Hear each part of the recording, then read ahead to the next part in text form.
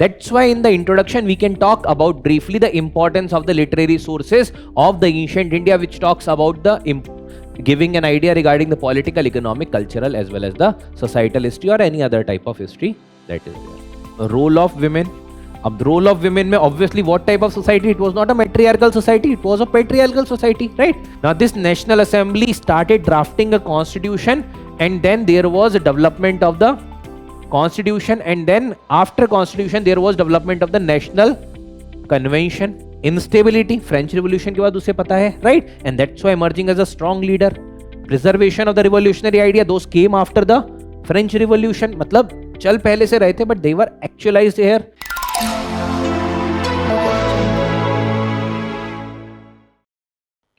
Good afternoon everyone. I hope that all of you are doing good. So as continuing from yesterday's discussion, today we are going to cover the 2024 UPPCS GS1, where I'm going to provide you the discussion for the history and the culture related section, right? So yesterday's discussion mein we have talked about the 7 questions that were there pertaining to the history and culture section in 2023 GS1 UPPCS paper. Now in this particular discussion there are 7 more questions. The weightage is a bit different from the yesterday's or 2023's discussion, because here the ancient medieval along with the culture has been emphasized equally. 3 questions are there, but the modern Indian history, specifically the freedom struggle wala topic, has been reduced to 1 question. The 12 marker question from this particular topic was being asked. Post independence history, again 1 question pertaining to the partition and the aftermath, the issues that were being faced by India, right? But with respect to the world history, on the similar theme 2 questions were being asked. This means that to some extent we can say that this world history's weightage has been increased by UPPCS in 2024, but along with that it's a very good opportunity for you to secure 20 marks. मतलब 20 marks के questions थे roughly, and these questions are based upon only one revolution, which is the French Revolution. So if you have a clear-cut idea regarding what exactly it was, it would be very easy for you in order to answer these particular question. ठीक है, ये बहुत easy हो सकते थे आपके लिए.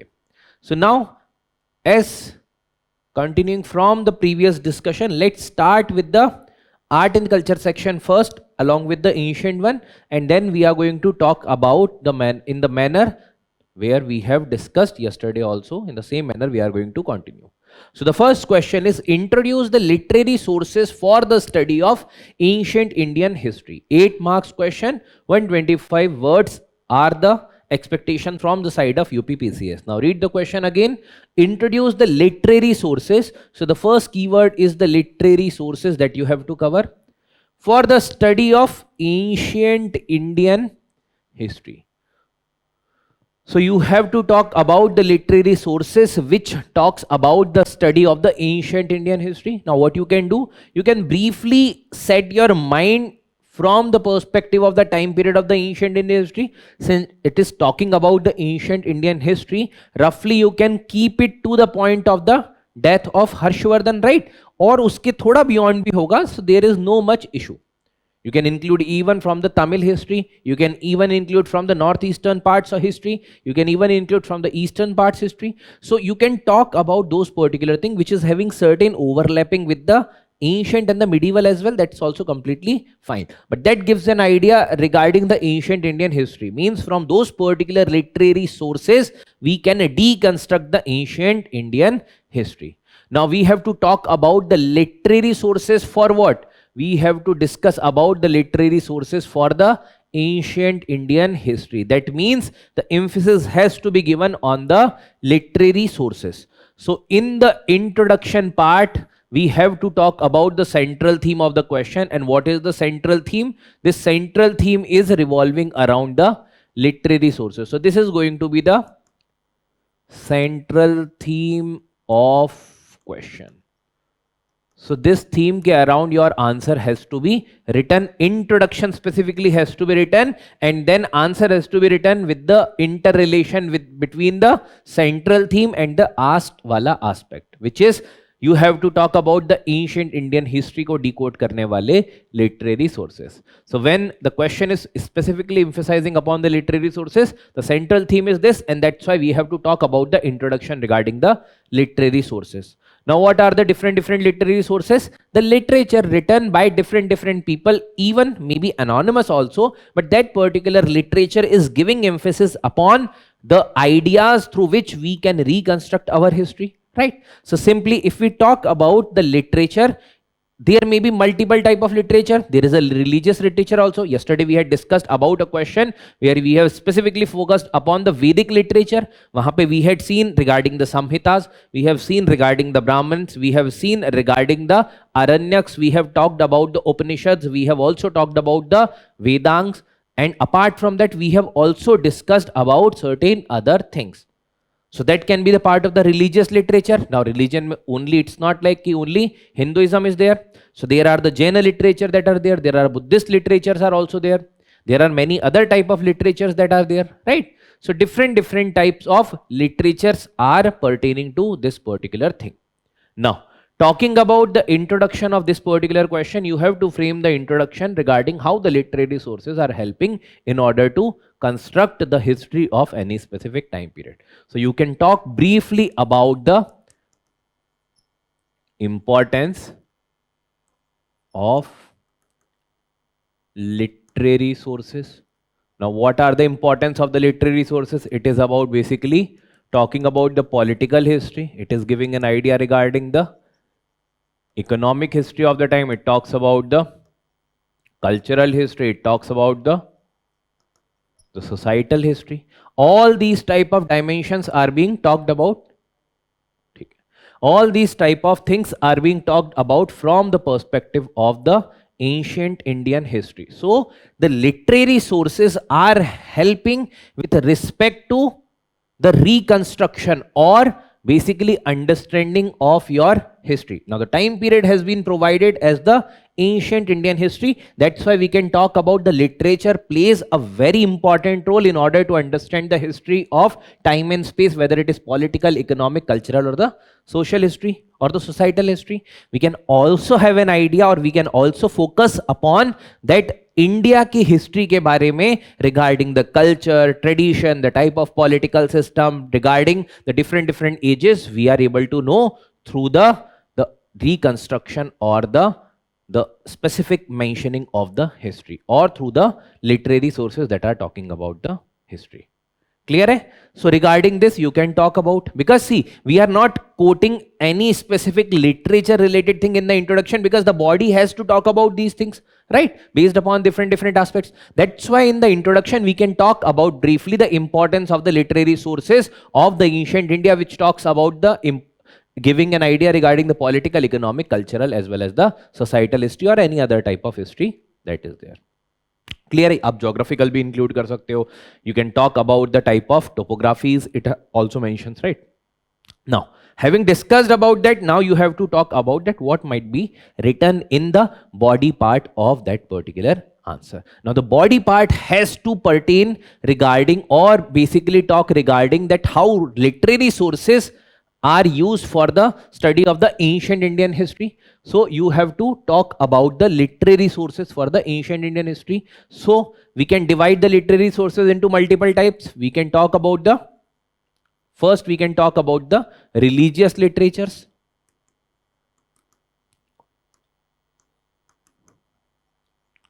Now in the religious form of literature, we can talk about the Vedic literature. Now, yesterday we had talked in detail regarding the Vedic literature, which includes what? Which includes Samhitas, like the collection of the Ved, Rig Ved, Yajur Ved, Sama Ved, and the Atharva Ved. The early Vedic period specifically focusing upon the Rig Vedic age, right? Then the later Vedic age में different other Veds that were also introduced, and that also talks about the transition from the early Vedic period to the later Vedic period. There are Samhitas, then there are Brahmans, then there are Aranyaks, there are Upanishads, right? So different type of literature are there that talks about the aspects related to the ritualism to knowledge, ritualism to philosophy. All these things are being talked about. So it gives the idea regarding the political system, economic, cultural, societal aspects. All these things are there. Apart from the Vedic literature, in the context of the religious literature, because first we are emphasizing upon the religious literature. Now Vedic literature के अलावा और क्या है religious literature में? There are certain type of epics. Epics में you can talk about that these gives an idea regarding the types of society, the statecraft, warfare, and also associated with certain divine aspects also. So there is Ramayana, there is Mahabharata. These are certain prominent epics that gives idea regarding the religion, type of society, the statecraft, the prominent personality, even regarding the divine aspects. Then we can also talk about the Purans.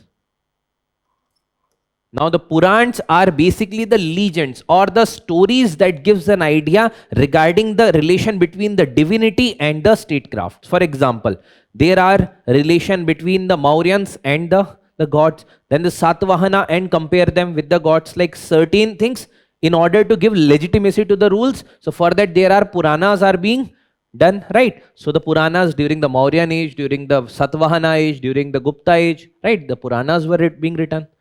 Apart from that, even from different other religions perspective, for example, there is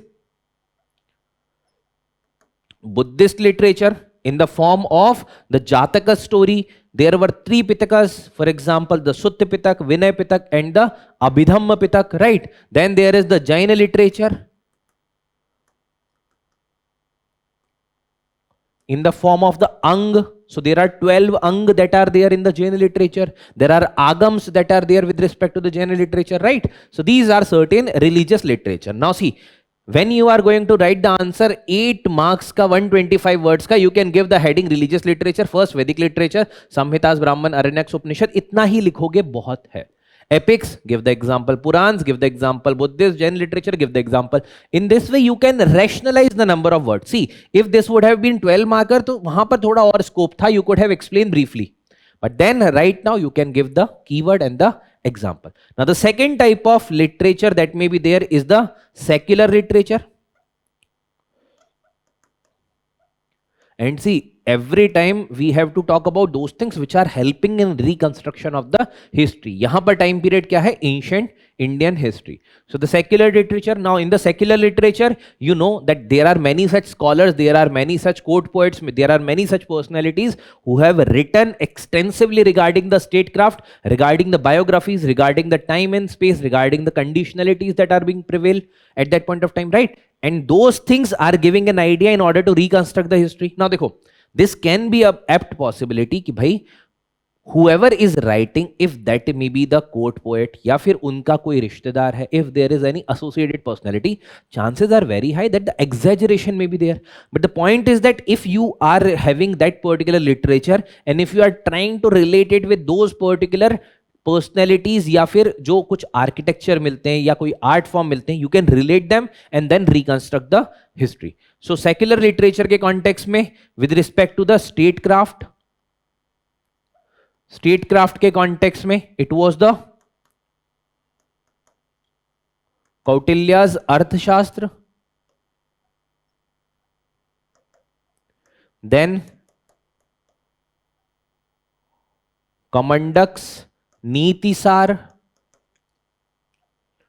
there are Dharmashastra, there is Manusmriti, right? All these can be quoted. This talks about the statecraft, this talks about the type of state, the society, the people, the role of different organs, right? So they are part of the secular literature. So first that talks about the statecraft, state duties of the king, right? So all these things can be talked about. When you talk about the secular literature, now go to the deep south, jahan par you can also have an idea regarding the Sangam literature. In this particular discussion, there is a question specifically devoted to the Sangam literature, right? So the Sangam literature, wahan par there has been in roughly 600 years, the 3rd century BC to 3rd century AD, you have got the extensive literature developed regarding the idea regarding the grammar of Tamil, like the Tolakappiyam, which is the product or the outproduct of the second Sangam assembly. Then there are many such epics, for example, Silapadikaram is there, Mani Mekla is there, that gives an idea regarding the society that was prevailing at that point of time and virtues that were prevailing at that point of time. So Sangam literature mein you can talk about the Tolakappiyam, then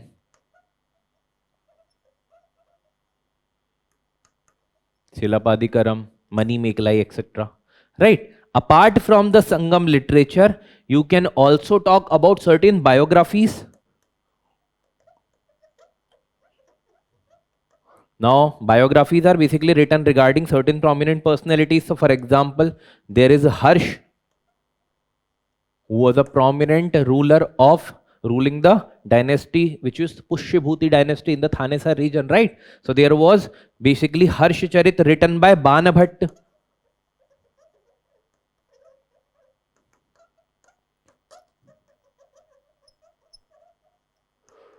And many such other books are there that were being written. Clear hai? So this is about the secular literature. Now see, again, देखो सारी चीजें whatever we are discussing, it's not practically possible. You can write each and everything. If you can, with the limited example, then that will be the brilliant answer. But ठीक है, अगर कुछ miss भी हो जाता है तो कोई issue नहीं है. Now you can further divide it. You can talk about the scientific literature. Scientific literature that was backing science. So for example, you were able to see a lot of development in the ancient India. UPSC and UPPCS have previously also asked the question regarding this. So scientific literature mein, when you talk about, let's say, medicine, there are prominent personalities, for example, Charak and Sushrut. So Charak has written Charak Samhita, Sushrut has written Sushrut Samhita. There are prominent contribution with respect to this. Apart from that, when we talk about the maths, when we talk about the astronomy, when we talk about the different other things, right? So there is Aryabhatiya by Aryabhat, then the Surya Siddhant, then there is by Brahmagupta, Brahmasput Siddhanta. This is by Brahmagupta, all talks about the maths, astronomy and the associated aspects. So this is basically talking about the scientific literature. Now इसके बाद भी अगर आपको लिखना है तो another prominent source is the foreign accounts or through the travelers. So you can recall about those who were the travelers during that particular time period. You can talk about the Fine and the Huensang, who were the Chinese travelers. They have talked about the socio-economic condition. You can talk about the Megasthenes, who had written Indica. You can also talk about the Milind Panho, which gives idea regarding the Indo-Greek history and associated with the Indian system, right? You can also give an idea regarding the works of the Ptolemy, Pliny, Strabo. इसके अलावा you can also talk about certain other prominent personalities. For example, Al-Baruni had written Kitab al-Hind, right? So there are many such things. Now see, this can be written even in 500 words again, but you have to write the limited ones. So एक example भी अगर आप सब में से उठा लेते हो, your answer is completed. I have given you a lot of things, but you can pick very selectively from this and you can write the entire answer. So it is regarding the science literature, it is regarding secular literature, it is regarding religious literature, it is regarding the foreign accounts or the traveler's account. See, at the end of the day, you have to make sure that your answer includes diversity. It's not about only कि सिर्फ religious literature लिखा, सिर्फ secular नहीं. If in every aspect, if you have written one, that's also is sufficient, because in that way you will be able to cover comprehensively, right? But अगर सिर्फ एक में ही 4-5 point लिखे, it will be making your answer partial towards only one dimension. So that's why the marks might differ. And in the conclusion, what you can talk about, see again, जैसा मैंने already बोला कि it's not about that the literature is only going to give you the entire things. Once you are going to associate it with the numismatics कि किस तरीके के coins चलते थे उस time पे, or the architectural aspects, or the artifacts, or the art related aspects, all these things combinedly will help you in order to understand that what was the structure, what was the other aspects that are associated with that particular thing, and you can reconstruct and study the history of that particular point of time. Now similarly हो सकता है medieval, next time they might ask regarding the medieval history, they might ask regarding certain other type of things, right? So in that sense you have to have a brief idea regarding what are the thematic approach to cover these particular things. So the introduction regarding the importance of these things, political, economic, social, cultural, then you have to talk about the religious one, secular one, the scientific one, and the foreign accounts, and then in the conclusion you can talk about the things that we have discussed कि भाई literature is very prominent source, but that has to be clubbed with other things in order to go for the authenticity. Clear है? So this was the answer. Now,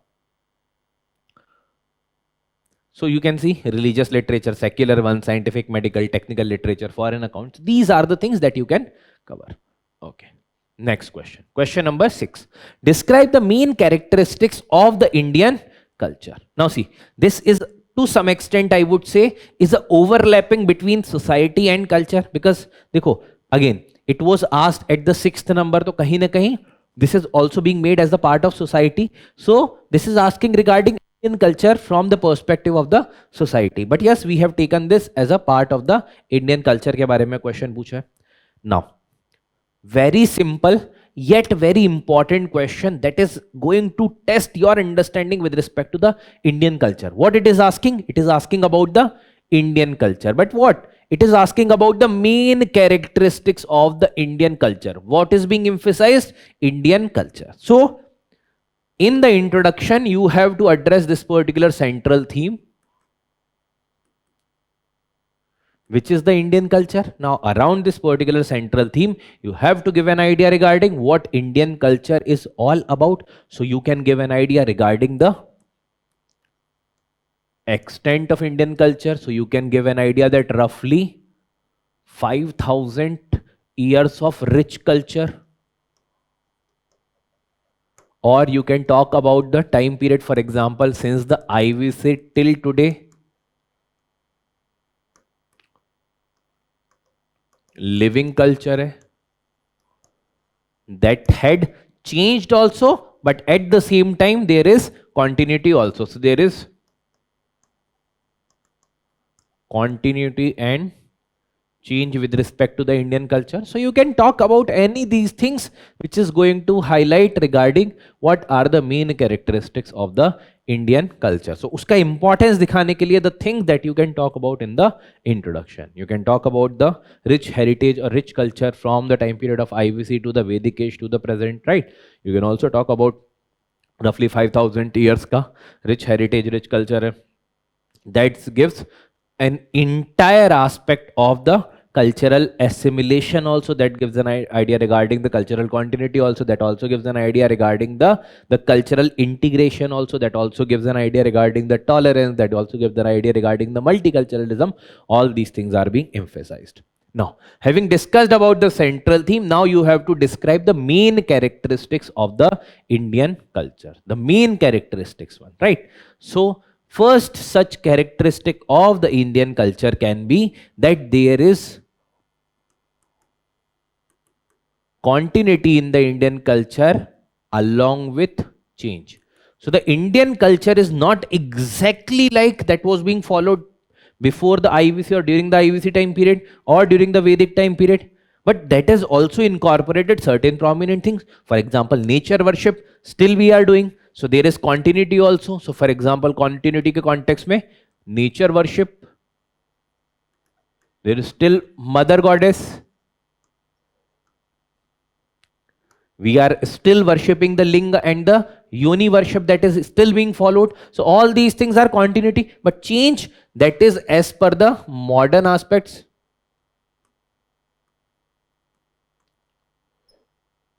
So new mode of devotion we have understood, new mode of living we have incorporated. So ऐसा नहीं है कि सिर्फ पुराना ही चीजें हैं, we have also changed as per the time and space, availability of the time also, the changing in the geographical context also.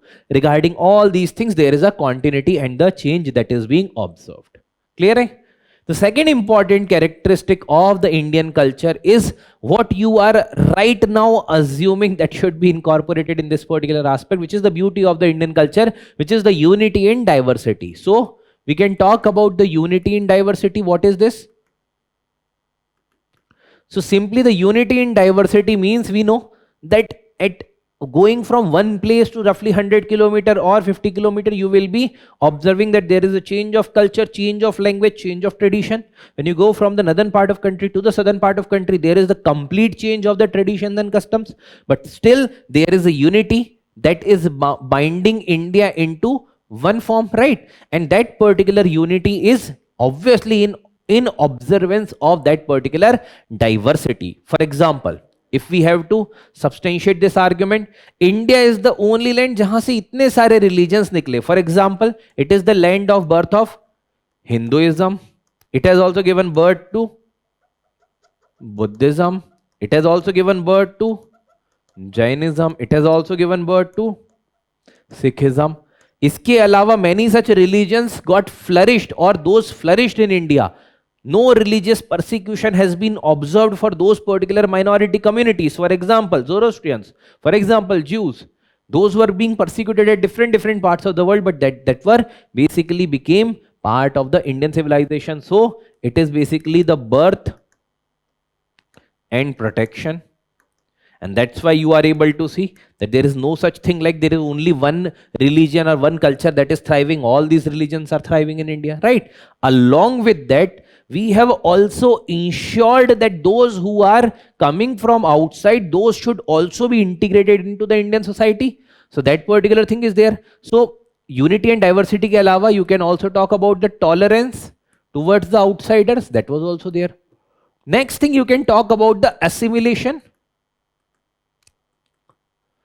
So the assimilation is like those who are coming from outside, those if they want to be part of the Indian social system, they can become. That's what is the leniency that has been provided since the time immemorial. For example, we have seen the Indo-Greeks. We have seen Shak. We have seen Kushan. We have seen Parthians. We have seen Hun and many other outsiders. Even later on, there were Indo-Islamic time period, Mughals and the other Islamic dynasties, they came and they also got assimilated in the form of Indian culture. That gives an idea regarding that, yes, Indian culture also allowed the assimilation as well as the synthesis. But does that mean that all who are coming from outside, they have to be assimilated or they have to accept the Indian way? No. They can also keep their own way of living, and that's why we are seeing a prominent model that is being developed, which is the salad bowl model. So you can talk about the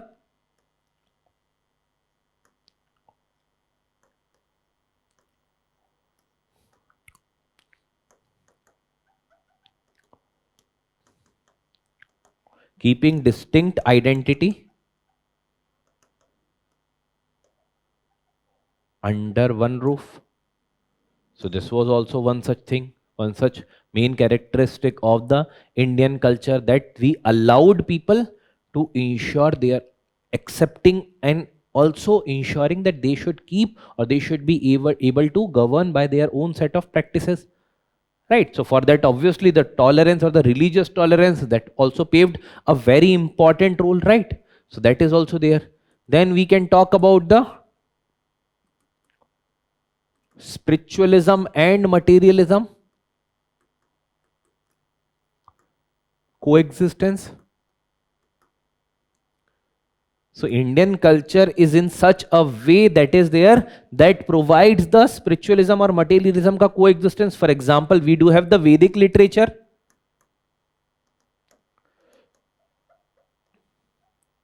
but we also have the Purusharth, .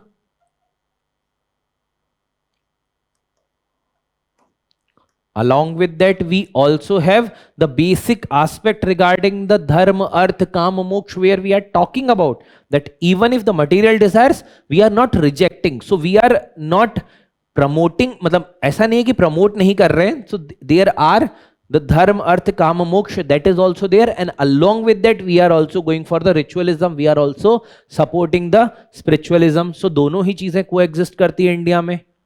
Apart from that, we are also talking about the, let's say, the collaboration and ensuring the family system. So you can also talk about the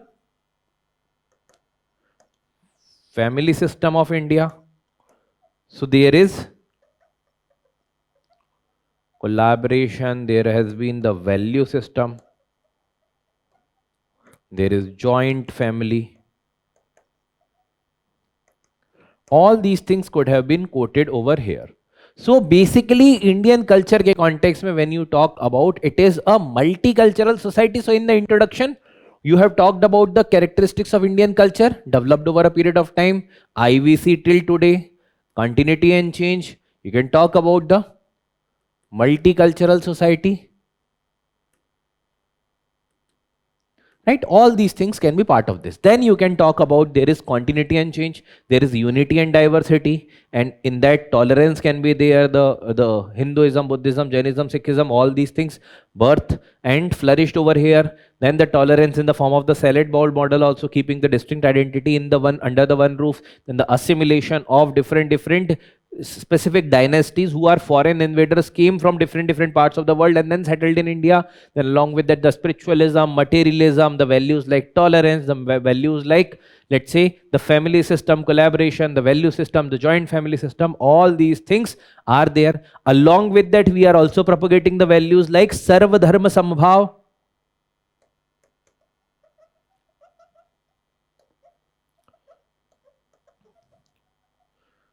Then sarve bhavantu sukhina.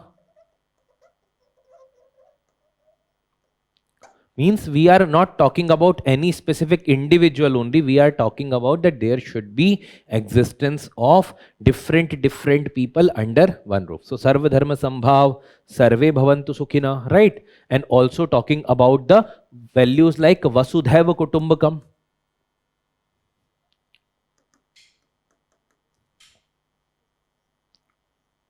All these things are flourishing in India. So like this, you can substantiate your argument. You can talk about different aspects in the answer, and then finally you can conclude an answer by writing regarding ki bhai dekho, apart from this particular culture is thriving, the culture is getting enriched, and that is only because of these particular policies, and that makes Indian culture a unique culture. Clear hai? So you can write about the continuity and change, you can write about the unity and diversity, you can talk about the assimilation and the synthesis, you can talk about the spirituality and the materialism, you can talk about tolerance, universalism, centrality of the family. All these things and substantiating whatever I have discussed can be the part of your answer. Okay. The next question is question number 13.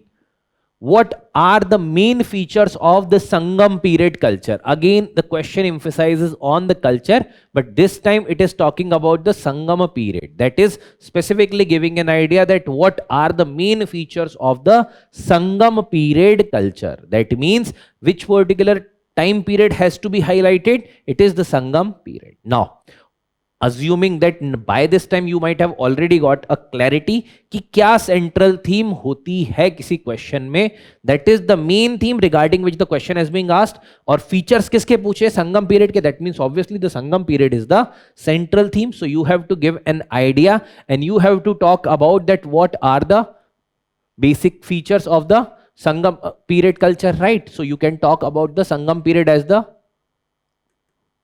central theme. So in this particular central theme, you can talk about the time period of Sangam period. So time क्या था?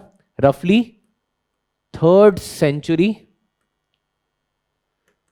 BC to 3rd century AD. This is the roughly time period. You can talk about or give the idea regarding the vast literature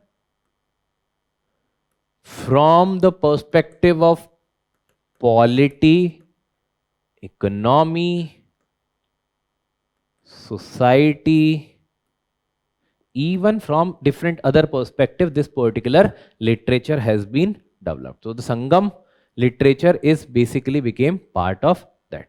ठीक है. Apart from that, इसके अलावा what other thing you could have talked about when we are talking about the Sangam period culture? So specifically literature, time period. You can also give an idea regarding the dynasty. So it also talks about the Chola, Chera, Pandya, right? So it also gives an idea regarding the dynasties of Chola, Chera, Pandyas, right? Apart from that, even it gives an idea regarding what was the extent of their rule, what was the type of their rule, the prominent personalities associated with that.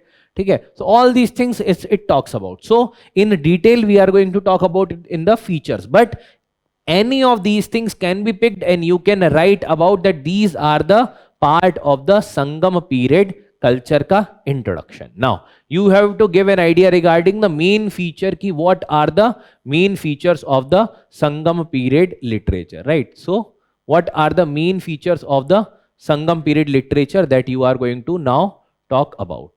So what are the main features? Now here you have to give an idea regarding the main features of the Sangam period culture. Now, when we talk about the Sangam period culture, I can broadly divide this particular period into first maybe the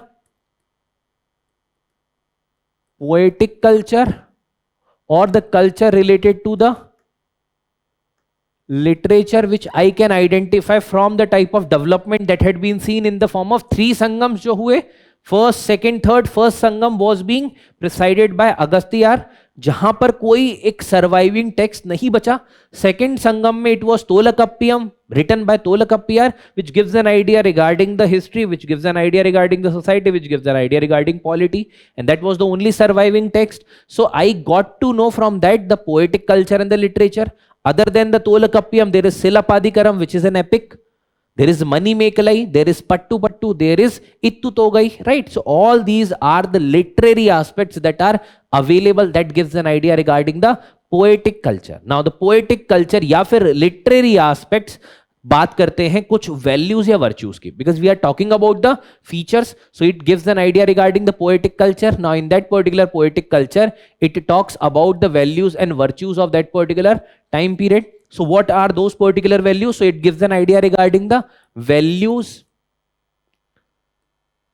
For example, prominently the values like Akam and Puram. So Akam basically talks about the internal values and Puram talks about the external values. So internal values क्या होती हैं? For example, your desires, for example, the spirituality, for example, the feelings, all these things which you are able to see internally, the emotions and all these things. On the other end, Puram talks about the external values, which basically gives an idea regarding what is the way you are going to wage the war. All the things which are the masculine aspects falls under the Puram. जो Akam के अंदर है, those are basically the feminine aspects that are being talked about. So the poetic culture के बारे में पता चलता है. So this is one such prominent feature. Then there is another concept which is the concept of Thinai.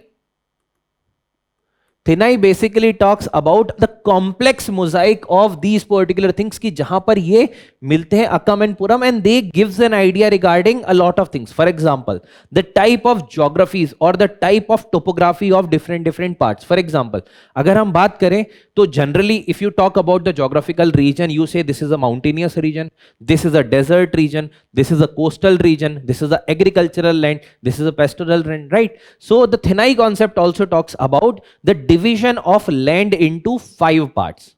It gives an idea regarding Kurinji, which is the hilly tract. It gives an idea regarding Mullai, which is the pastoral tract. It also gives an idea regarding Marudam. Marudam is basically the agricultural tract. It basically also talks about Palai, which is the desert type of region. It also gives an idea regarding Nedal, which is basically the coastal region. So this Thinai concept talks about all these things. For example, Kurinji is there, then there is Mullai is there, then there is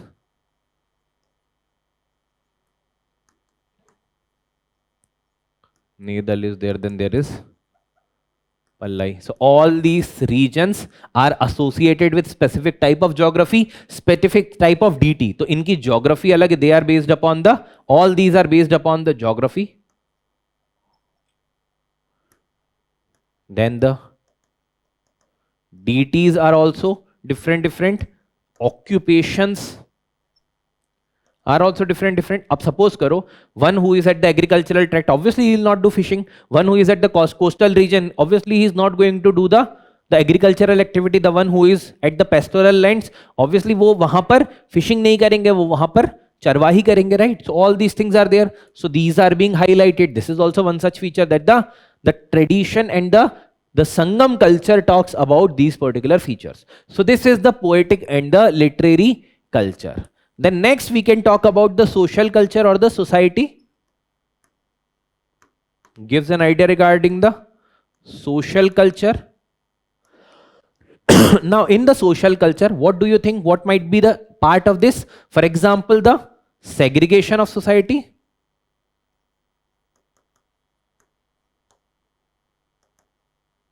So like in the context of your northern part of the country and the Vedic time period, jahan par you are able to see the division of the Varna based upon the Brahman, Kshatriya, Vaishya and the Shudra.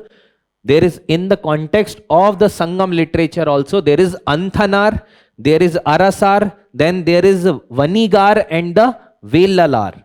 What are these? So Anthanar were supposed to do the task of Purohit. Then Arasar were used to do the task of the valor, for example fighting, for example the Raja Maharaja wala type ka.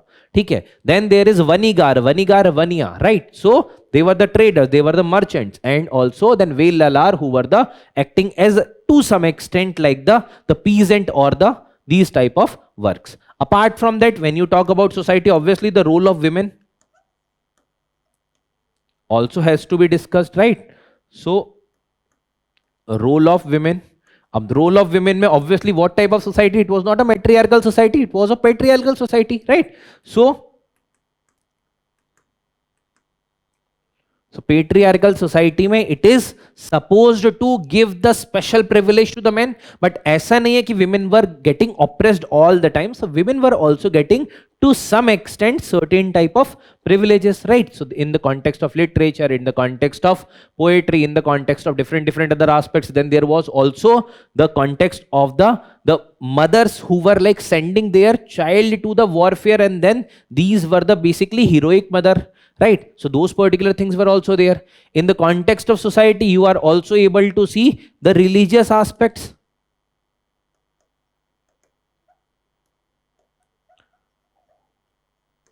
Or the worships,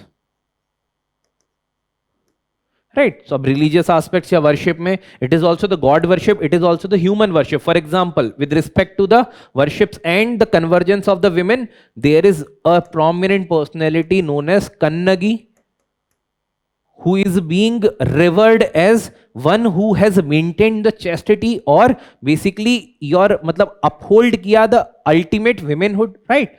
So that particular thing, Kannagi ki story jo hai, that is mentioned in the text, which is Silapadikaram, right? Then the religious aspects mein we have already talked about that there is these particular themes, Thenai ke basis pe, this religious aspects were also there. So for example, there were the deities like Mayon, like Vishnu. There were other deities, for example Murugan was there was Indra, there was many other type of deities that were being celebrated over there. Then the hero worship ka culture bhi wahan par tha, right? So it was also hero worship that was there. Clear hai? So this is also one such feature. Next, when we talk about the economic aspects or the trading aspects, it gives an idea regarding the type of trade that was there. So the type of trade, generally the barter trade was also a prevalent type of trades. Now what were the commodities that were being exchanged in the barter trade? So it was the purified namak or the purified salt, that was one such commodity. Other than that, there is paddy. So with respect to the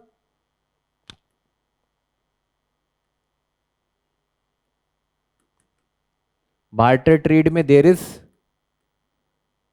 paddy, there is purified salt that is there. Apart from that, in the context of trade, it is all both inland as well as the foreign trade. Now, inland trade में basically with respect to the commodities, indigenous commodities, like for example, the fishing related commodities, rice and other things are being the main trade products. Foreign trade में what are the imports? So imports are mainly pertaining to the luxury items. Apart from that, there is gold. There are many other things. For example, glass is there, wine is there. These are the main import. अब export क्या होगा? The export used to be those things which are very much prevalent over there. For example, the fisheries wala things. Apart from that, the rice. Apart from that, there are many other things like the spices, which are the main export items. Textile are the main export items, right? So it also gives an idea regarding the economic. It also talks about, even you can write about the political system. So if you talk about the Uttari Merur inscription, so Uttari Merur inscription also gives an idea regarding the type of polity. It is the grassroots level of governance, how the people are going to get elected, how the assembly may, those things are going to be arranged. All these things are being highlighted. So the feature of the Sangama period literature gives an idea about all these things. It talks about the poetic, cultural and the other aspects of literature. It talks about society, it talks about economy, it talks about polity. So it is a comprehensive set of literature which gives an idea regarding the entire aspects of the Sangam time period, and that is very, very important. That is very, very unique in order to reconstruct the southern history, right? So these are the prominent things that you can write in this particular answer. Clear? Okay. So literary aspect mein you can talk about the classification of the content, literary content, Akam and the Puram is there. Then there is Thinaika concept, Kurunji, Mullai, Marutam, Nedal and the Palai. Then there is social religious aspect, social stratification is there, Anthanar is there, Arasar is there, Vanigar and the Velalar. Role of women, female poet was there, Avayar were the poet. The chastity or the other type of values, that is the known as Karpu. Heroic mothers were there, deity worships are there like the Murugan, Mayon, Indra, Varunan. The Koravai is there, right? Then the economic activity में agriculture, weaving, pearl fishing, then the blacksmith, shipbuilding, the paddy and the purified salt act as a medium of exchange, foreign trade. All these things we have discussed in detail along with the example. So these are certain prominent keyword with respect to this answer. Clear? Okay. Next question. Now we have done with the, already done with the ancient, medieval and the culture related questions. Now the next question that we are going to discuss is the only question from the modern Indian history. Now the question is question number 12. Outline the development of the revolutionary movement. So you have to give an outline. Outline means simply you have to list down ki kaise development hua. You can even talk in the phases, you can talk in the 1, 2, 3, 4 pointers like this, right? So you have to give an outline. No need to analyze, no need to go for other type of details. Development of what? Revolutionary movement.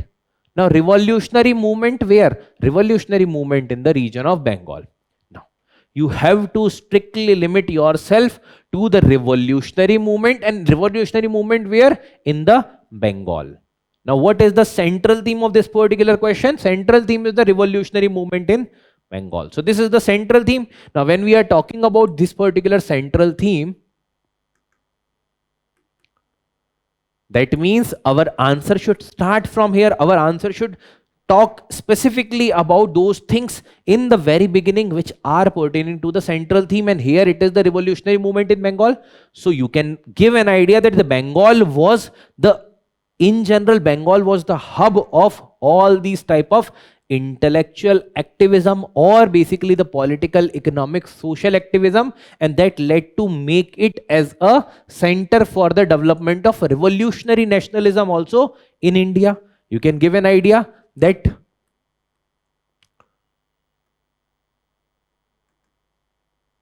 why revolutionary nationalism started from Bengal. तो आपको सिर्फ मैं pointer बता रहा हूं यहां पे कि what type of things you can talk about. Either you can write about this, otherwise you can also give an idea about that what was the context कि why revolutionary nationalism. अब देखो on one side it was moderate,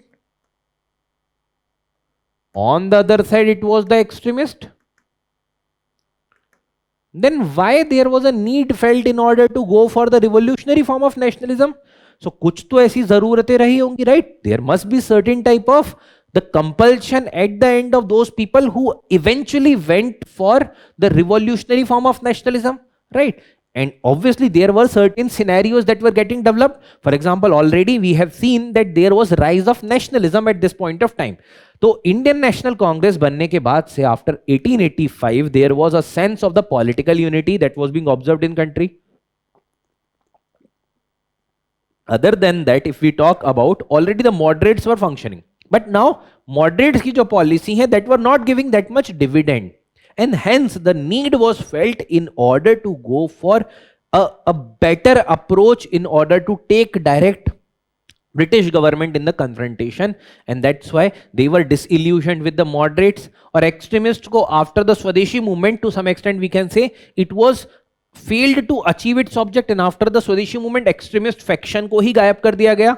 Majority of the leader either jailed or they have left from the active politics or they were deported to some other places, right? So extremists bhi gayab ho gaye. Ab in that case, who is going to take charge of the entire matters? And that was obviously in the form of the revolutionaries, right? And that's why there was rise of the revolutionary nationalism. So anything you can talk about this.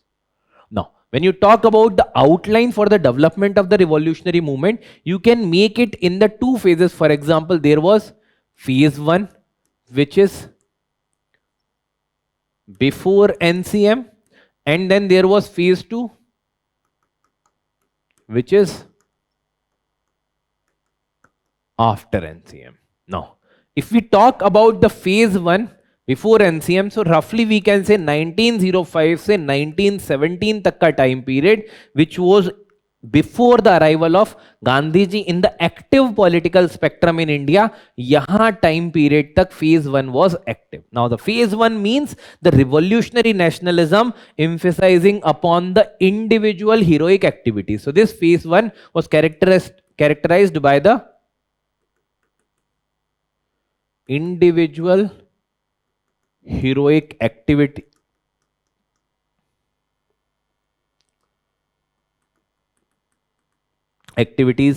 or the individual heroic nationalism, right? यहां पर अब देखो, basically the government was in the repression mode, and that's why a lot of relaxation were not being provided, and that's why if there is any organization that had to act secretly, so there were certain formation of the secret societies also. For example, there was Anushilan Samiti formed in 1902. It was acting as a secret society in order to collaborate against the British efforts, right?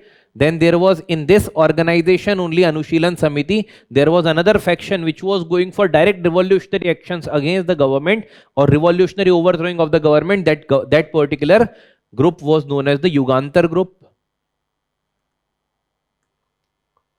So it was the radical faction within this Anushilan Samiti, and they have brought out a journal Jugantar, which was basically the mouthpiece of this organization, which justified a lot of things, which is even justifying sometimes the killing of certain unpopular leaders, right? So it is like this. So secret societies were there. This was one such feature. Individual heroic activities that were also there. Now gradually, जैसे जैसे Britishers का repression बढ़ रहा है, these activities are also getting strengthened, and that's why you are seeing certain individual heroic action in 1908, जहाँ पे there are two nationalist leaders, including the Khudiram Bose and Prafulla Chakki. So they went to kill a magistrate which was the Kingsford, right? And उस Kingsford magistrate को मारने के लिए once they threw the bomb on the carriage, and that particular carriage was not carrying the Kingsford, it was carrying two British ladies, and they died in that particular accident. And in that particular case, obviously they knew कि भाई they are going to anyhow get killed, right? So Prafull Chakki shot himself, Khudiram Bose was captured and hanged at the very less age, right? So this was there, and this particular conspiracy later became the larger in the form of the Alipur conspiracy case. Alipur conspiracy case or the Murari Pukur conspiracy case, and यहां पर दो prominent leader Barindranath Ghosh and Aurobindo Ghosh, the Ghosh brothers were also arrested. ठीक है, so this was there Alipore conspiracy case हो गया. इसके अलावा apart from that you can see this particular time period पे there was also foreign support. So in the context of foreign support, there were certain nationalist leaders, for example, Shyamji Krishna Verma. So he established the society in Britain and that was helping the revolutionary leaders. So foreign supports was being available from the personalities like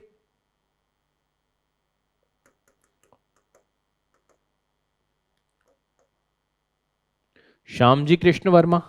Apart from that, there are other personalities, for example, Bhaga Jatin or the Jatindranath Mukherjee, which was famous in the form of Zimmermann Plan.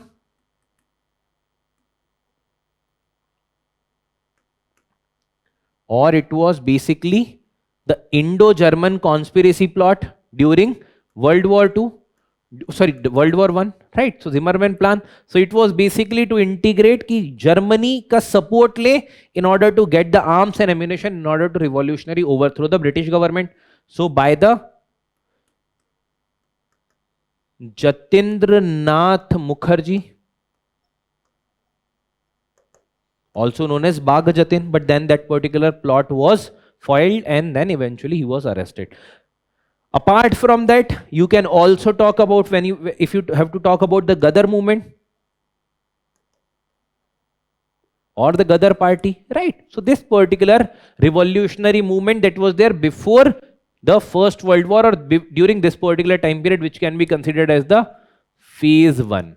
Now, after phase 1, what happened actually? Ki 1917 onwards, arrival of Gandhiji, then the Gandhian movement was initiated, and that particular movement mein the revolutionaries also thought ki chalo through the mass leadership there may be some solutions. But then 1922 mein, after the Chauri Chaura incident, once the Gandhiji had taken back that particular movement, after that again the disillusionment was created among the masses. तो वहां पे Bengal में भी, and then there are other things. Now see, यहाँ पे one such thing which I have mentioned, Gadar movement, prominently it is not though directly associated with the Bengal region, but to some extent it can also have some linkages. But ठीक है, if you do not want to write, the Gadar movement can be skipped also, right? Because we are dealing specifically with the Bengal region. Now, the phase 2 was again not only initiated in Bengal, but it was also going on in the Uttar Pradesh and the Delhi region, right? So the North India mein bhi chal raha hai and simultaneously Bengal. North India mein it was being initiated under the leadership of HRA, Hindustan Republican Association, and we know that there is popular Kakuri case also that had held in 1925. Simultaneously, there were other prominent personalities that were there in the region of Bengal, and that led to the ignition of the revolutionary thought process in the second phase also. So in this particular case, now the ideological shift has been there कि भाई अब individual activities की जगह पर we are going to go for the collective effort. So for example, there were certain things, for example, let's say armory raids. So this was being led by Surya Sen, who was also popularly known as Master Da. Along with that, there are certain associates. For example, Preeti Lata Vadedar was there. Okay. Then other prominent women personalities who were supported. So ये तो Chittagong armory raid था, right?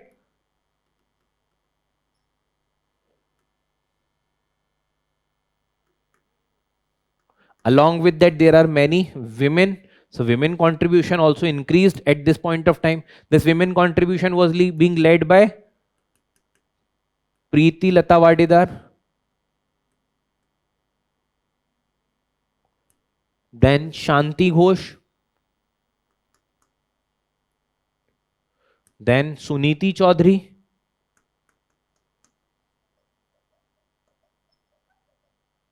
then Beena Das. Okay, so these are the prominent personalities from the women's side, those who have led this second phase of the movement. Now you can understand that phase 1, phase 2, Both of these things led to the rise of the revolutionary conscience among the masses, that the masses were able to connect with these people. Even masses were not directly joining sometime, but they were able to get this particular sense ki bhai, these people are doing something for the country, and even if they are like getting died in their effort, but yes, they are still doing certain things. For example, there are prominent personalities जो कि British clubs पे attack किया. These people have attacked on the British club जहां पर clearly mention किया हुआ था कि Indians and dogs are not allowed. So there was Pathartali European club था in that particular region of Bengal, and that particular place पे they have raided and they have they have done the tremendous effort. Similarly, the Shanti Ghosh and the Suniti Chaudhary, they were the students and they attacked on the magistrate. Similarly, Beena Das also attacked the governor, right? So these are the people who had played a very important role. Now outlining the development में outline तो दे दिया हमने. Now what was the impact this particular thing impacted the future generation of the revolutionaries and also led the revolutionary conscience among the masses, which ultimately led to the success of the Indian freedom movement. When we talk about the freedom movement, we should not miss the name of these particular personalities who have contributed significantly. Right? So this is the answer in this context. Okay. So rise of the secret societies, Anushilan Samiti, Jugantar group, generals like the Jugantar, Alipur conspiracy case, Zimmerman plan, then the Russian Revolution ka impact, Chittagong armory raid, then there is participation of the women like the Preeti Lata Vadedar, Kalpana Dutt, Shanti Ghosh, Suniti Chaudhary, then there is Beena Das, right? So these are the prominent personality contributed significantly as far as the contribution from the side of Bengal is concerned.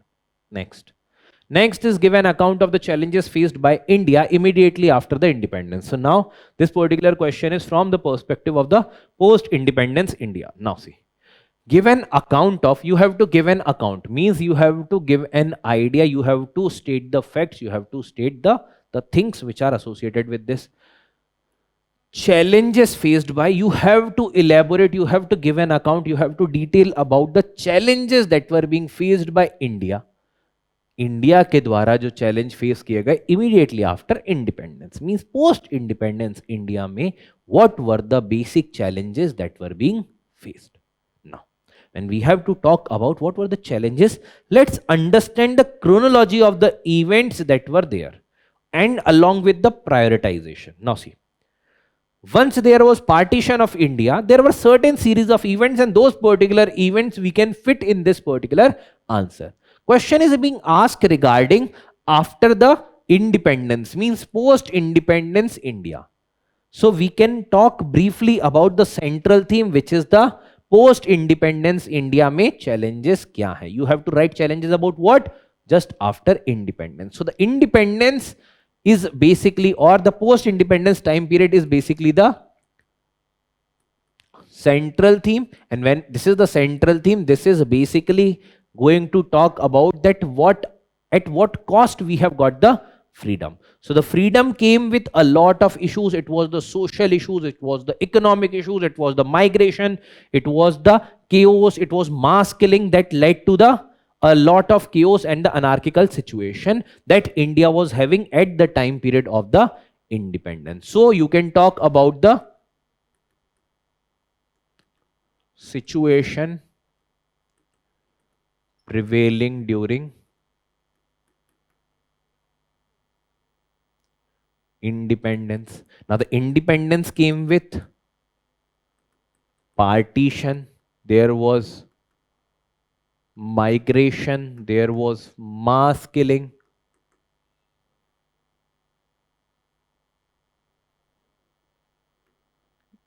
okay, there was migration, there was mass killing, right? So all these things were there. जब ये सारी चीजें हो रही थी तो already the country was in the situation of chaos, the partition of all the resources that has to be taken, right? So that's why this was the major situation. So you have given an idea in the central theme regarding the time and space. You can also give an idea regarding कि भाई India was divided into two dominions, India and Pakistan. You can also talk about the commission, for example, Radcliffe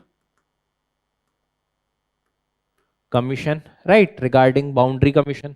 दो अलग अलग boundary commission, एक बंगाल के लिए, एक पंजाब के लिए, right. You can also talk about the independence of India Act of 1947. So कोई भी चीजें आप लिख सकते हो. This is going to give you a brief idea regarding the independence, कैसे independence achieve हुई. 15th of August 1947 को it was divided into two parts, but that was not a joyful scenario. That came with a lot of difficulties. What were those particular challenges? Now, tell me, what is the first challenge that you can observe? Now, when the country is going to get divided, the country had seen the butchering of the large number of people. So there was a mass killing, right? So it was a situation of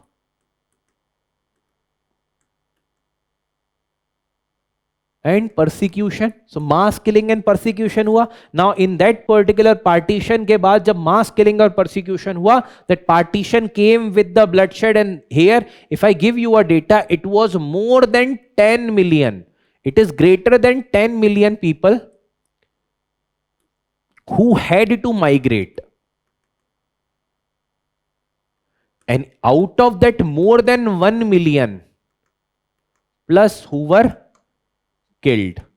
In that also, greater than 50% were women. That means you can see the type of atrocities that were being there. So पहले तो इसको settle करना कि like how this is going to be dealt. Because the situation that was created at the time period कि वहां पर mass killings हो रही है, right? And this particular mass killings and persecution was creating a lot of religious tensions, creating a lot of human rights related tensions. Now, once this thing is done, now the refugees came to India. There were refugee camps established both in from the Sindh side. Those refugees were coming. Sindh के पास वाला region, Bombay region में camps लगाए गए. For example, Koliwada region.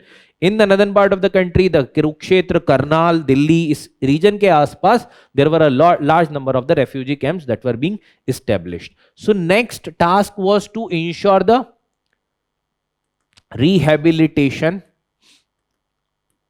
of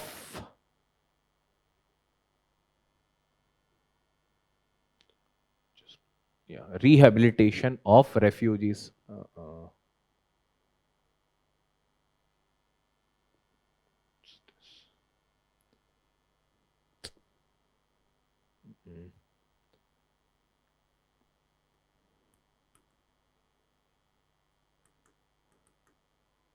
Rehabilitation of refugees.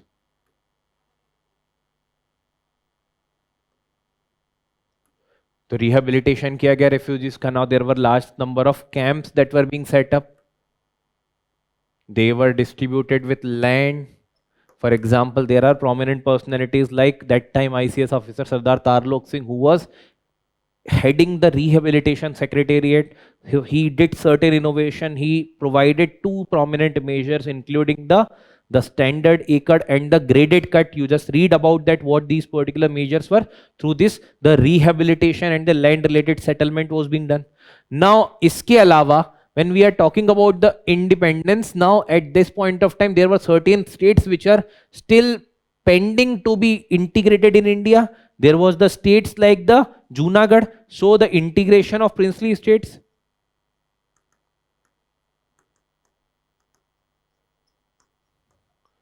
Which are the princely states which are still remaining? It was Junagadh. It was Hyderabad. It was also the region of Jammu and Kashmir, princely state of Jammu and Kashmir. So these were still pending, and these integrations were also pending at that point of time. And this was also one such issue which was being dealt tactfully by personality like Sardar Patel. इसके अलावा क्या था? Obviously, when there was partition, now the partition also brought a lot of administrative issues because staff का भी partition करना है. Then along with that, the resources also has to be partitioned. Along with that, the infrastructure also has to be partitioned. A lot of things has to be partitioned, right? So all these things के लिए भी administrative issues are being created. So the administrative issues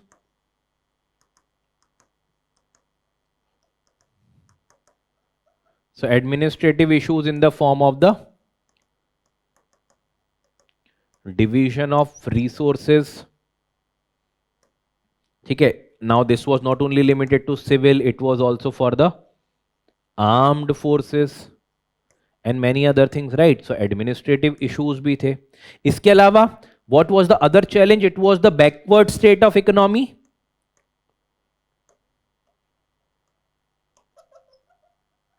So India was not rising more than 2% per annum. ठीक है, किसी भी साल नहीं बढ़ी है, and that too, it was a very meager growth at that point of time. And the backward state of economy was such a way that roughly 80% of India was living below the poverty line and 12% was literate only. So literacy सिर्फ 12% के around थी, इसके beyond literacy नहीं थी. 80% of India is living still beyond below the poverty line. That was also one such issue. Then how the governance is going to be there? So the constitution forming. Now formation of constitution as per the consideration of all the people. For example, the religious diversities, linguistic diversities, different other things was there. So the constitution forming, ensuring the diverse assimilation. Along with that, there were also the regional voices that were getting started at that point of time. So they wanted the linguistic reorganization. They wanted the reorganization based on different things, resource distribution based on thing. So it was also the reorganization.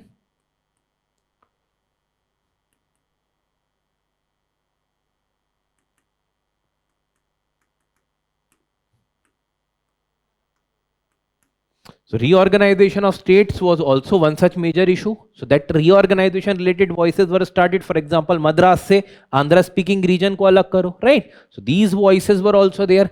Along with that, last thing if we talk about here, we can also give an idea regarding the war and security issue. So war and the security issue, that was also there. So once we had seen कि भाई 1947 में there were 3 states which are still pending to be included in India. For example, this Junagadh, Hyderabad and J&K. Now regarding J&K, since the Pakistan was also eyeing on this, so in that particular sense, they had first signed the standstill agreement, जैसा हमने कल देखा था, and then 22nd October को they had started invading the territory of J&K, and ultimately that particular situation led to the war with Pakistan.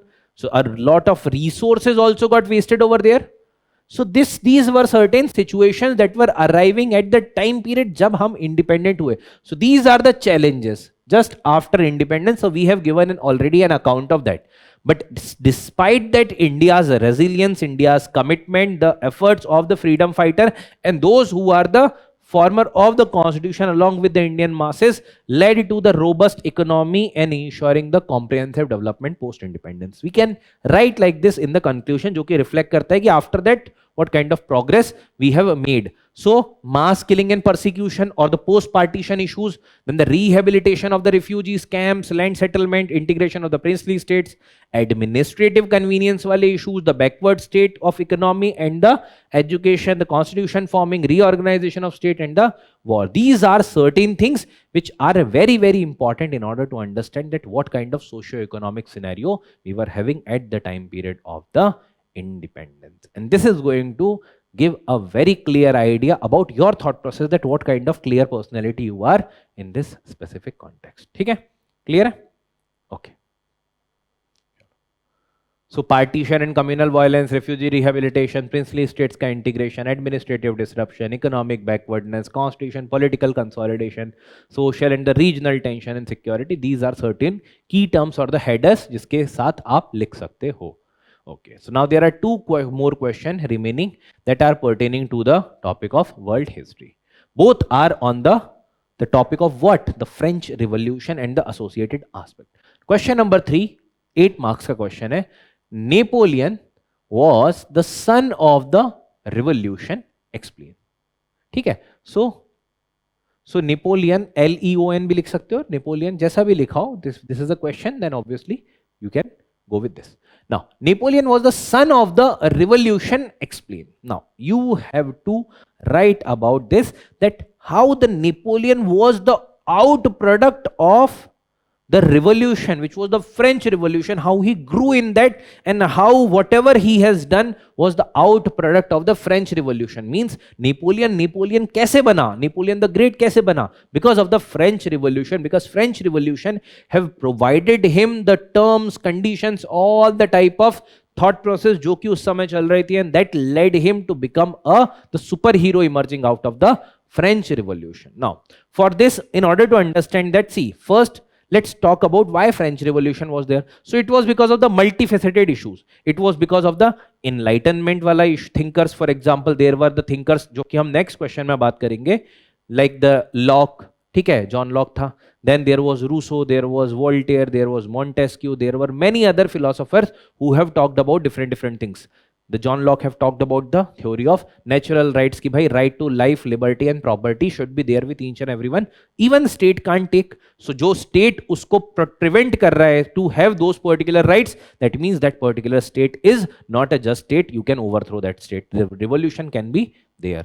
Next, regarding this Voltaire ने बोला कि भाई टॉलरेंस होना चाहिए स्टेट के पास, but if the state is intolerant then obviously you can revolt against the state. Montesquieu ने बोला all the power should not be concentrated in one hand, that's why there can be there has to be separation. Legislative का काम legislative करे, executive which is king वो execution का काम करे, and judiciary should do separate task of adjudicating. ठीक है.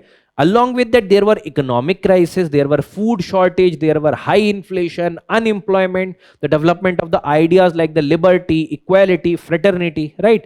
The cost of the war that the France was waging across the Europe and other different countries mein, for example, the American War of Independence, all these things led the French Revolution. Now, after this revolution, already the society is in the situation of chaos. जब वहां पर already एक chaos का situation है, now I'll give you the series of event. 1789 में there was revolution started. After that, what they have done? Now there was state general that was being called. अब state general जब बुलाई गई तो उसमें पहला state था clergy, दूसरा state था nobles, and third state was the common people. Now in that particular जो clergy और nobles हैं, they were not paying any taxes, but they were enjoying all the privileges. Common people were paying all the taxes, no privileges were there. In the common people also, certain people were the bourgeois class, मतलब they were, let's say, some landowners were there, or certain people, maybe let's say the traders, merchant, ठीक ठाक पैसा था, but not having much power available, जितना उनके पास पैसा था accordingly, and hence they were also dissatisfied. So once the issue of in the state general arrived कि भाई how the voting will take place, they said कि भाई राजा ने बोला कि भाई voting will be there, one vote will be available to the nobles, one to clergy and one to the third state. Now third state वाले ने बोला कि भाई representative तो हमारे ज्यादा हैं. So in that case the third state boycotted that. They went to the tennis court and then they led this particular revolution. उन्होंने बोला हम ही national assembly है. So after 1989 का revolution there was creation of the national assembly. Now this national assembly started drafting a constitution, and then there was a development of the constitution, and then after constitution there was development of the national convention. Now national convention was doing away with the monarchy, और यहां पर अब एक republican form of government है. But after the arrival of national convention, what happened actually, that there was the power usurped by the commission of public safety, and this particular power was being held under the leadership of the Jacobean rulers. अब Jacobean rule में 1793 to 1794 वाला time period was the complete reign of terror. जो भी oppose कर रहा है revolution के ideals को, उसे पकड़ लिया जा रहा है, and he or she was being guillotined, right? Raja Rani को भी मार दिया, and this particular situation was there. So it is complete chaos situation. And then later on the Robespierre also met with the same fate, उसको भी पकड़ा गया, and then there was the killing of Robespierre, and then there was replacement of the national convention with the directory form of government, जहां पे 5 executive directors बनाए गए, and they were given the task of ruling. मतलब एक जन का power नहीं रहेगा. Now it is going to be distributed. Now once directory government was also to some extent corrupt. Now you can see that entire chaos situation is going on, and this entire chaos situation led the situation of giving the hope to people कि भाई इस पूरे anarchy या chaos situation में हमें एक strong राजा चाहिए. We want a strong leader who can lead us from the front. So this created the instability, and this instability demanded a strong leader, and this strong leader was available in the form of Napoleon Bonaparte. And this Napoleon gradually came to power during the directory rule. ठीक है, धीरे धीरे धीरे करके वो military के brigadier general बने. Later on he became the head of the military, and then he had replaced the directory government and usurped the power in his own hand. So first thing is that he got the help from the instability that was being created during the time period of the French Revolution, and because of which there was basically the rise of the Napoleon, and that's why he can be seen as the son of the revolution. Means revolution में से निकल कर आए. Right, gradually he was getting rose to the power, but then this particular situation led the even masses getting anxious ki like if we get a strong leader, we are agreeing to that. Next important thing, French Revolution was held based upon कि भाई there is a monarchy, that monarchy is oppressive, the monarchy is not doing anything economically, the monarchy is not providing people the right to vote, the enlightenment ideas are being crushed, and that's why the Napoleon, what he did, he basically led to the preservation of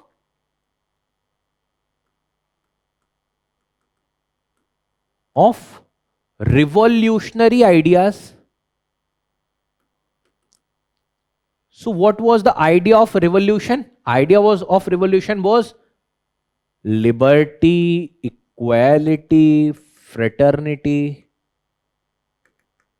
republicanism, end of the feudal system, end of the serfdom, right? So all these things were there. And in 1804, he published the Napoleonic Code. And in this particular Napoleonic Code, what he mentioned about all these values and virtues of the revolution. He talked about that there should be the people will get the right to vote, there is liberty, there is end of the serfdom, there is end of the feudalism. So जो लोग चीजें demand कर रहे थे, he ended the state control, right? जो appointments हैं उसको अपने हाथ में ले लिया. So all these things are the revolutionary ideas that were being propagated by him and that were being codified by him in the form of the Napoleonic Code of 1804. Along with that, what he did during the time period before the French Revolution, the society was that the clergy was controlling almost all the things. Clergy were those who were the religious people, like for example the Pope and the associated religious leader, and they were having a lot of authenticity in that. If they are saying ki bhai the chair can fly, yes, the people are going to believe that the chair can fly. If they are saying that you have committed a crime, then even if you have not committed a crime, you are a criminal. So you have to get a pardon again, and in return you have to give money, obviously, or certain other things, right? So in that particular case, so that means what I'm trying to say over here, that the system of appointments was based upon ki bhai how and what kind of relation you are having with the person who is going to appoint you. That means there was no such meritocracy. So now because of the French Revolution, since people were not liking this particular mode of appointment, that's why he also promoted the meritocracy. Means if you are a person of merit, then you are going to hold this particular office. If you are not the person of merit, obviously you are not going to be the part of this particular administration, because we do not want you, right? So he promoted the meritocracy. It was not based upon the kind of jo abhi aap baat karte hain, nepotism. So he tried to do away with this thing, right? Then next he talked about the rational arrangement of administration. Now what is the rational arrangement of administration? देखो, people wanted him to take certain decisions based upon the autocratic tendencies. Since 1799 he started turning into autocratic. 1804 में उन्होंने वहां पे जो republicanism था उन्हें हटाया, and then he became the monarch of France. Means जो रिपब्लिकनिज्म आया ही फ्रेंच रिवॉल्यूशन के बाद था, out of that Napoleon rose to the power and Napoleon then became the monarch of France. Means the contradiction, right? And in that particular sense this rational arrangement उन्होंने किया, because people wanted to have the efficient administration. People wanted to have centralized rule. People wanted to have the economically powerful France, and that's why he did the bureaucratic arrangement. He implemented this meritocracy wala policies. He established the currency system, जहां पर एक central bank बनाया गया in the early 1800 in order to ensure the stability of the currency. So all these things were being done rationally in order to ensure the strong France or the competent France. Next, he also, since he was, we are talking about, he was the son of revolution, means he was carrying the ideals of revolution. That means the liberty, equality, fraternity, republicanism, right? So that's why wherever he had gone for the warfare after he has assumed the throne, so after that, whether he went to Egypt, whether he went to different other countries, like including the Prussia wala ke aspas ka region, German states, Italian states, right? So because those were not combinedly known as Germany or Italy, they were the smaller states being ruled by the different princes. Now once he went there, he rose these particular ideals. Now not intentionally but unintentionally, he invoked the nationalism. So he invoked the sense of nationalism among the masses, और यही कुछ उसका decline का भी कारण बना कि in the Spain, when the Spanish people went against him, against his policies, that became the Spanish ulcer for him, right? So he invoked the nationalism, and because of which the people got habitual to these particular things, and that's why they were also demanding, once he tried to control them, they were demanding to overthrow him, right? So invoke the nationalism also. Apart from that, it was not like that he was completely going to some extent the dictatorial wala personality or completely going liberal. He was trying to ensure a blend of both, and that's how he wanted कि भाई देखो, एक तरफ it is important in order to have the strong rule, because he had seen this condition. On the other hand, he was aware that the people want certain rights, and that's why he also gave this particular type of Napoleonic code. So that's why he tried to ensure the balance. So he tried to ensure balance between rigidity and flexibility. So he was a person who was going for the balance or the blend of the rigidity and the flexibility. So like this, if we compare all these things, then through this we can get to know that whatever he was doing, it was as a result of the French Revolution. Instability, French Revolution के बाद उसे पता है, right? And that's why emerging as a strong leader. Preservation of the revolutionary idea, those came after the French Revolution. मतलब चल पहले से रहे थे, but they were actualized here. Meritocracy, that was being talked by public after the French Revolution. He was supporting that. Again, the son of the revolution. Rational arrangement, centralized administration, at the same time giving to some extent the power to the people, कि उनको ऐसा ना लगे कि उनके against हो रही हैं चीजें. Then invoking nationalism, again one such thing which was the ideal of the French Revolution, and that particular thing, like we can here also say, exporting the ideals of French Revolution to other parts of the Europe, right? And also blending with the rigidity and the flexibility. Rigidity means centralized administration hona chahiye. Flexibility means to some extent people also should get the power to elect. So we can, in the conclusion, we can talk about that he rose to the throne because of the instability created, but then through the tactical policies, through his military warfare, and through the system of arrangement, including Napoleonic Code, he reached to the highest place. However, policy decisions की वजह से then later on the decline also got initiated, and then चाहे वो Spanish ulcer हो, चाहे उसका attack on Russia हो, which adopted the scorched earth policy, and then ultimately there was decline, and then subsequent battles में he was defeated. So this is the entire aspect of the Napoleon as the son of the French Revolution, right? So you can see the terms: rise enabled by the instability, preservation of the core ideals of the French Revolution, meritocracy है, rational administration, exporting the ideal है, blended revolutionary principle with the authoritarian rule है. All these things are basically the ideals of the French Revolution that he was highlighting. The last question that we have to discuss is question number 11. The French Revolution was a great result of the Enlightenment period discussed. Now it is talking about that the French Revolution was the great result of the Enlightenment period. You have to comment. Now, already one question we have talked about from the perspective of the French Revolution. There we have given an idea regarding the personality of Napoleon, and here we can talk about we can either start with because see, the French Revolution was the result of what? The Enlightenment period we have to discuss. So you can talk about briefly the French Revolution, which is the central theme over here. And in this particular central theme, what you can highlight, you can give the time period that in the July 1789, it was with the attack on the Bastille Fort. And after the destruction of that, the movement got initiated, ultimately led to the series of events and upholding the ideals of the liberty, equality, fraternity. That you can write. Then you can link it with the Enlightenment period. However, there were multiple reasons for the French Revolution. However, the Enlightenment ideals played a very important role as far as the French Revolution is concerned. अब देखो, इस question में गलती क्या कर सकते हैं? What issue we can commit over here? That we will not give any emphasis upon the other things other than the Enlightenment ideals. So in the end, you can also briefly talk about that certain other things also that were responsible for the French Revolution, but the core emphasis has to be provided on the Enlightenment ideals, right? So central theme we have answered regarding the French Revolution. We are going to talk about the July 1789 and then subsequent State General, and then led to the development of the National Assembly that marked the beginning of the French Revolution. अब इसके साथ ही आप transition के लिए what you can do from here, you can start that there were immediate trigger,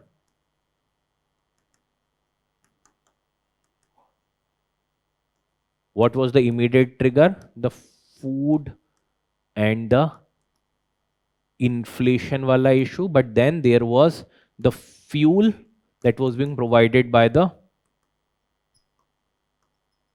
Enlightenment ideals. Now what are these? We are going to talk about. Now Enlightenment ideals mein, when we are talking about these, there are certain prominent personality. For example, what Locke said?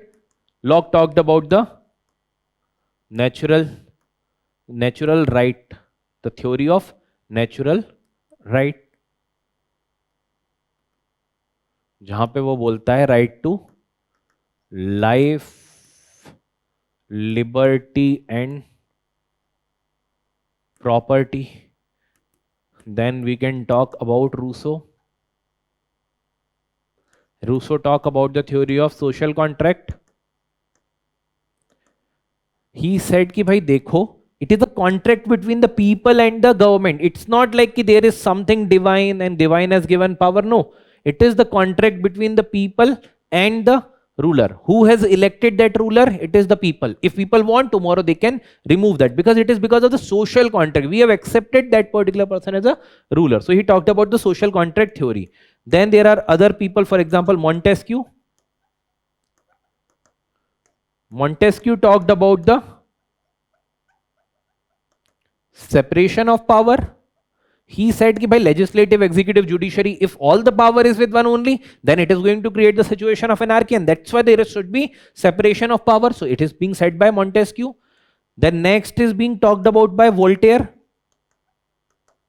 Voltaire basically gave an idea regarding the tolerance. If there is no such a tolerance available with the ruler, then उसको मानने की भी जरूरत नहीं है. So there is a need for the tolerance. Now all these ideals ultimately realized in the form of the French Revolution. Now let's see how. First thing, in the French Revolution, what they have done, they have challenged the theory of the divine right. So first thing is regarding challenging theory of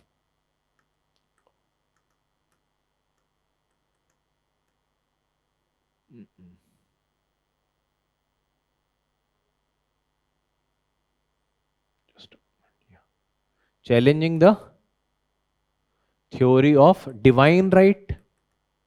Means ऐसा कुछ नहीं है कि भाई भगवान ने आपको बोला है रूल करने के लिए and he has given you the power. No, it is because you have usurped the power through in any which way, and it is legitimate for the people. If they want to remove you, they can remove you, and that's why there were these enlightenment thinkers who talked about कि भाई ऐसा कुछ divine right नहीं है, it is the natural right.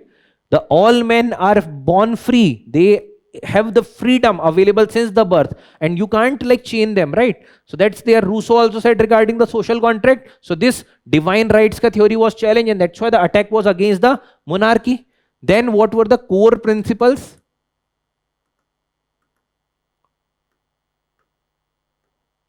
In the last question also we had seen there were certain core principles. The principles was about the liberty, principle was about the equality, principle was about the fraternity. Now see these particular things like about the life, liberty and property, this gives an idea regarding, so the theories that were being propagated by the personalities like Locke. Now in that particular case you can relate it with the type of social segregation that was there in the French society, divided into clergy, noble and the third state, right? In the third state or the commoners, there were no such power available, only the taxes that are being paid by them, right? So the core principle of revolution came ki bhai, it is unequal treatment. Where is equality? So the core principles were against the core principles were not being observed in the French society, and that's why the people revolted against the French set of जो government था वहां पर, which is in the leadership of the Louis XVI, that was the monarchy, right? So that was there. Next was about the republicanism. Now they were against the monarchy. They wanted that monarchy is becoming tyrant and we do not want to live under this particular rule, and hence if we want to live free we have to remove this particular monarchy. So that's why what they had done, they were propagating or they were supporting the republicanism. Now republicanism आप कहाँ पर देख रहे हो कि it is a social contract as being highlighted by Rousseau, that it is a social contract means people are electing the leader. In which way we are electing the leader? It is the republican form of government जहाँ पे republicanism is being focused upon. So that particular thing has to be identified, and that's why republicanism was being emphasized upon a lot. इसके अलावा there was also focus upon the rights of the people. It was not about the rights of only monarch, it was also about the rights of the people. So the revolution was talking about the rights of the people. So it was talking about the natural rights of the people कि भाई देखो natural right ये बोलता है कि person is having right to have life, liberty and property. Now talking about life, राजा तो कभी भी किसी की भी जान ले लेता है. Liberty, they are captured in the fort of Bastille, and property, they are being snatched with their property. Raja, if they want more money, they are taking more money from us, and the other two states are enjoying all the privileges. So the rights of the people were being emphasized in this. Next, they were seeing the tyranny of ruler. So tyranny of the ruler, because all the powers were concentrated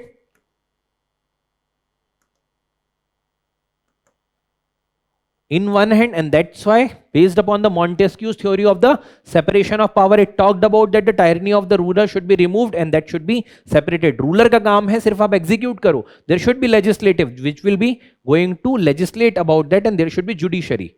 Next is about the meritocracy. Now previously what was system before the French Revolution? It was the feudal system. Now there were certain people who were enjoying all the privileges and certain people who were doing all the duties. They were not enjoying the privileges. Now based upon the meritocracy, they were saying कि भाई देखो, there should be merit based system. जितना आप काम कर रहे हो, जितना आप deserve करते हो, that should be there, and there should also be the equality. कि ऐसा ना हो कि other people's के बेसिस पे आपको डिस्क्रिमिनेट किया जाए या आपके बेसिस पे अदर पीपल को डिस्क्रिमिनेट किया जाए. That's why the meritocracy and the equality is also very very important, and that's what is being highlighted about. ठीक है, this is there. Apart from that obviously the rationality is there, क्योंकि rule irrational है. अगर सारे powers एक ही के पास हैं तो रूल इरेशनल है. So that's why there was rationality, there was secularism, and that's why they wanted कि भाई church जो है that should be confined to the religious aspect, that should not be intervening in the rule or the statecraft, right? All these were the result of the enlightenment period, but you have to comment. Now in the comment you can give your opinion also.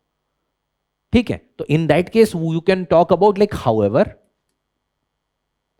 apart from this there were certain other things. For example, the issue was because of the economic crisis, economic crisis भी हो रहे थे उस समय पे, food का shortage, the inflation, subsequent years में there was failure of crop, 1787 and 1788 were the famine years, right? That was there. Apart from that, there was discrimination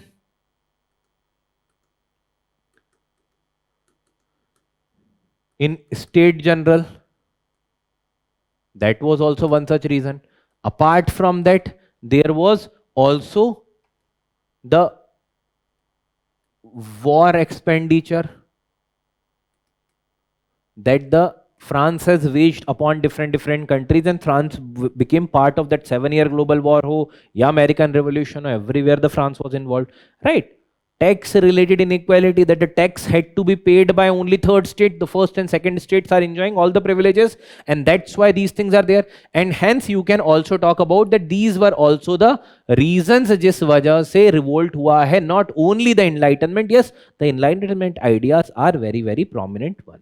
And hence you can conclude that it was a holistic and the comprehensive revolution followed by the period of instability leading to the rise of the personality of Napoleon Bonaparte that shaped the European history for the coming time. Because वहां से एक chain reaction शुरू होता है, and that's why 1830 में revolt होता है, 1848 में revolt होता है, and ultimately Germany got united in 1870.